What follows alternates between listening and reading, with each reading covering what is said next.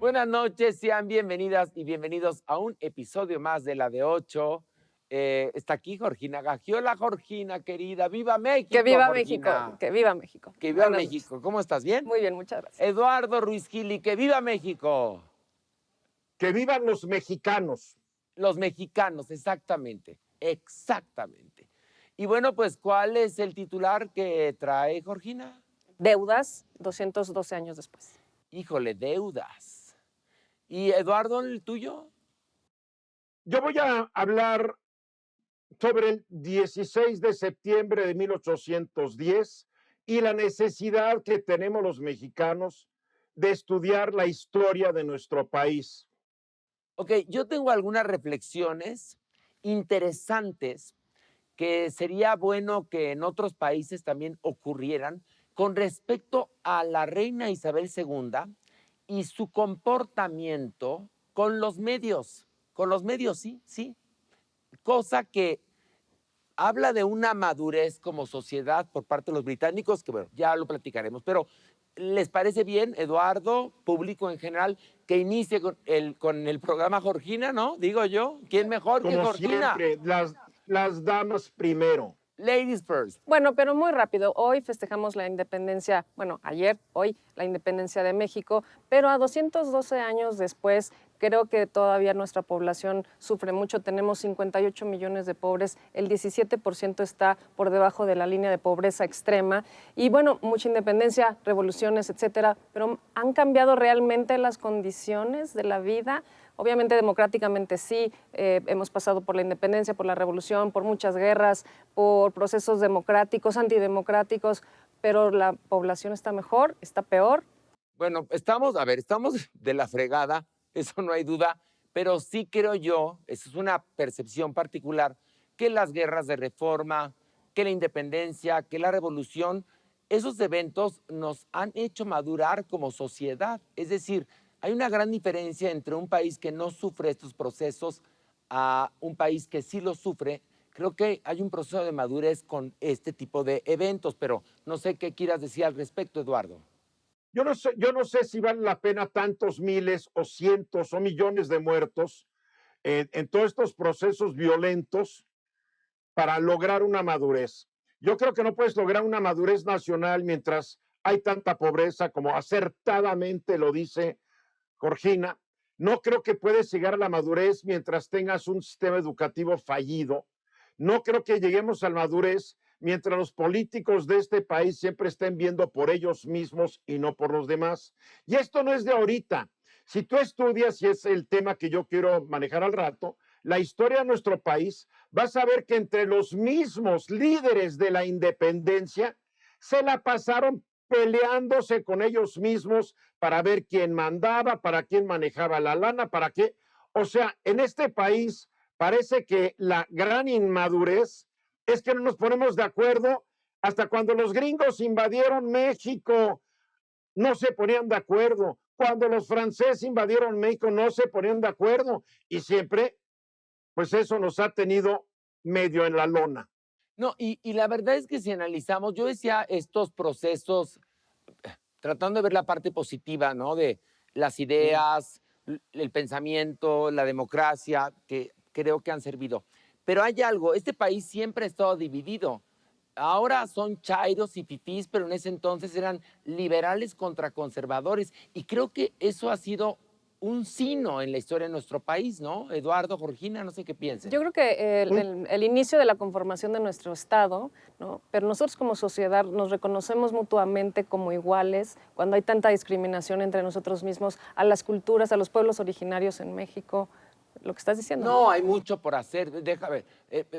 La equidad. Oye, ya nos tardamos, no, ya no, llevamos de 1821 sí, a la fecha, pero como que nos estamos tardando, pero porque creo que hay hasta países ahora, que se independizaron 100 años después sí, y ya nos dejaron atrás. Hay bueno, países que pasaron por guerras desastrosas que ya nos dejaron atrás. bueno, Digo, sí, pero hay algo que es verdad. Estos temas que Georgina toca apenas están en la agenda de México, apenas. O sea, los derechos de las mujeres, los derechos de las minorías, la población trans, la población LGBTTIQ+, por supuesto los indígenas, los nativos de las tierras mexicanas, todo eso apenas está en discusión y tiene que ver no con una toma de conciencia de México, sino con la corrección política, que es bastante cuestionable, que ya está en todo el mundo. No sé qué piensan Eduardo y Georgina. Y reconocer estas fallas del país no es decir que no ames a tu país. Lo amamos, lo amamos. México es un país que tiene una cultura milenaria del cual pocos pueden disfrutar. México es un país que tiene una gran gastronomía de la cual pocos pueden disfrutar, porque cuando no tienes dinero comes tortillas y lo que tengas. Digo, no nos hagamos, cuando vemos estas grandes restaurantes de comida mexicana y recetarios, nomás están para los que pueden pagarlo. Es verdad, totalmente. La ¿no? cultura es inaccesible para las grandes mayorías. Entonces, falta mucho por hacer en este país. Mucho. Hay que trabajar, pero ya hay que exigir que hagan las cosas. Hay que exigir hasta que un día nos escuchen. Pero la única manera de poder exigir es que el tejido social esté en un mejor estado, Eduardo, ¿Cierto? a través de la educación y la cultura. Y parecería que la cultura y la educación es lo menos importante para nuestro país. Eduardo, tu nota, ¿cómo vas a hablar del origen de la independencia, de cómo eran las personas? No, mira, yo quiero hablar sobre la importancia que tiene que la historia patria generalmente la escriben los ganadores. Entonces, ¿qué ocurre? Que hay que estudiar la historia. Por ejemplo, el grito de independencia no se dio el 15 de septiembre en la noche, se dio el 16 de septiembre en la madrugada, pero se ha cambiado para que el presidente se luzca cuando todos estamos despiertos, ¿verdad? A ver. Era cumpleaños de Díaz, ¿no? De Porfirio. Dicen que Díaz fue... Sí. Pero antes de Díaz sí había mexicanos que en la noche del 15 festejaban la independencia. Sí. Está bien, es como la Nochebuena, la gente festeja la Nochebuena, pero el nacimiento de Jesús fue el 25, ¿no? No, pero aquí va la cosa. Eduardo, dicen que ni siquiera nació en diciembre. O sea, te la pongo así, pero bueno, no importa. Y así ya quedó. A ver, pero ahí les va.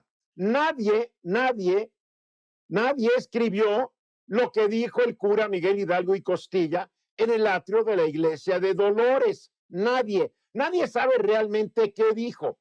Según uno de los enemigos de Hidalgo, el arzobispo Manuel Abad y Queipo, lo que dijo Hidalgo fue: ¡viva nuestra Madre Santísima de Guadalupe! ¡Viva Fernando VII! Y muera el mal gobierno. De acuerdo al insurgente Juan Aldama, ¡viva América! ¡Viva la religión! Y muera el mal gobierno. De acuerdo al prohombre de la independencia mexicana, Servando Teresa de Mier, ¡viva Fernando VII y la Virgen de Guadalupe! De acuerdo al historiador conservador Lucas Alamán, ¡viva la religión! ¡Viva nuestra Madre Santísima de Guadalupe! ¡Viva Fernando VII! ¡Viva la América y muera el mal gobierno! De acuerdo a un anónimo de la época, ¡viva la religión católica! ¡Viva Fernando VII! ¡Viva la patria y reine por siempre en este continente americano, nuestra sagrada patrona, la Santísima Virgen de Guadalupe! ¡Muera el mal gobierno! O sea, lo único común que hay aquí es muera el mal gobierno.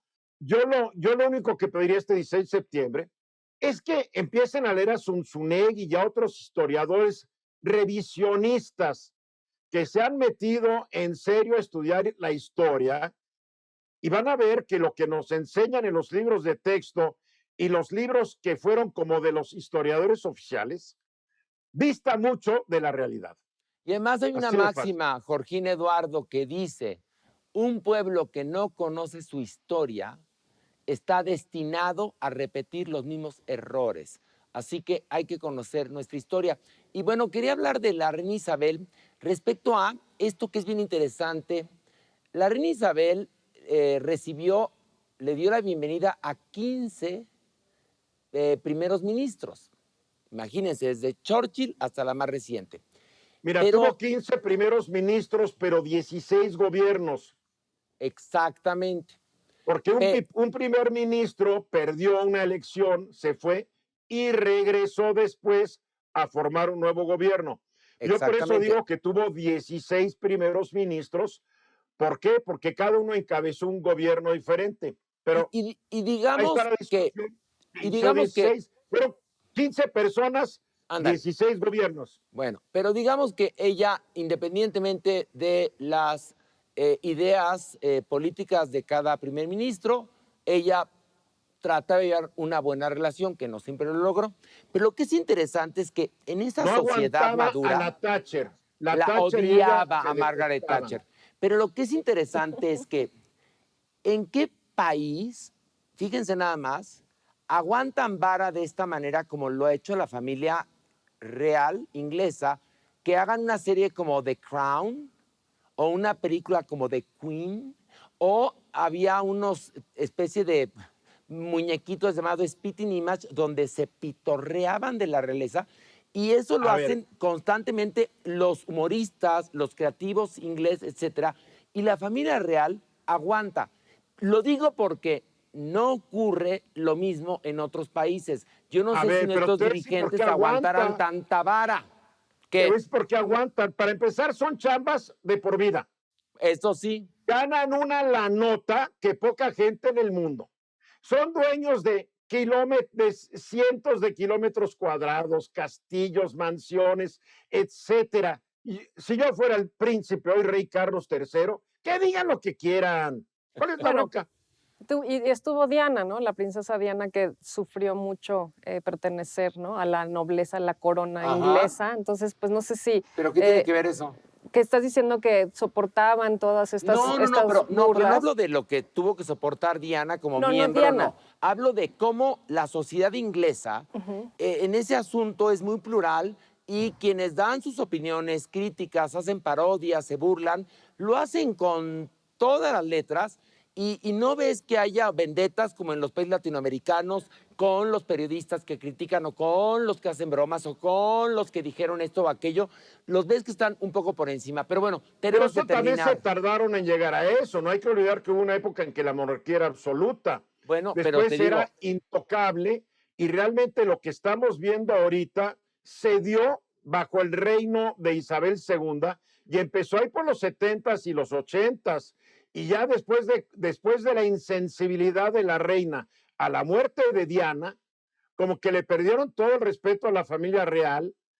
Y pues lo bueno es que la reina vivió otros 15, 20 años después, se no, murió Diana pero y se cuando volvió a meter a la gente a la oye, bolsa. y no es albur, pero cuando reculó la reina gracias a los consejos de Tony Blair, su popularidad volvió a subir. Pero bueno, Se tardó una semana en salir a decir, ay, era re buena mi ex nuerita. no, y tuvo que reverenciar el féretro de Lady Di. Salud. Bueno, con esto nos despedimos. Hoy sí, viva México, Que ¿no? viva Creo México. yo, ¿no? ¿Les parece? Claro. ¿Estamos de acuerdo los Sí, tres? claro, claro. Bueno, pues viva Vivan los México. mexicanos y viva la mexicanos. Constitución. Exactamente.